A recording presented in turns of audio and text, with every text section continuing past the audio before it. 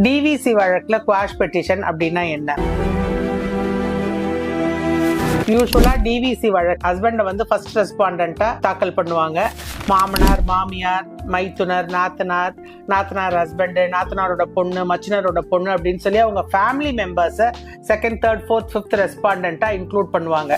அந்த மாமனார் மாமியார் எல்லாம் வயசானவங்க இல்லையா, அவங்க ஒவ்வொரு வாய்தாவுக்கும் கோர்ட்டுக்கு வரணும். அந்த மாதிரி அவங்கள ஒவ்வொரு வாய்தாவுக்கும் அவங்கள கூப்பிட்டு கஷ்டப்படுத்துறதுக்கு நம்ம என்ன பண்ணணும் அப்படின்னு சொன்னா, ஹைகோர்ட்ல ஒரு குவாஷ் பெட்டிஷன் தாக்கல் செய்யணும். குவாஷ் பெட்டிஷன் தாக்கல் செய்து இவங்க வந்து நீதிமன்றத்துக்கு வர வேண்டாம், இவங்க மேல குற்றம் கிடையாது, ஹைகோர்ட்டோட இன்ஹெரண்ட் பவரை யூஸ் பண்ணி இவங்க வந்து எல்லாத்துக்கும் வர வேண்டாம்னு சொல்லணும் அப்படின்னு சொல்லி அதை குவாஷ் பண்ண சொல்லி நம்ம கேட்போம். அதுக்கு பேர் தான் குவாஷ் பெட்டிஷன் அப்படிங்கிறது. Dear law students and padding advocates, நான் ரேணுகா திருவேங்கடம் வழக்கறிஞர்.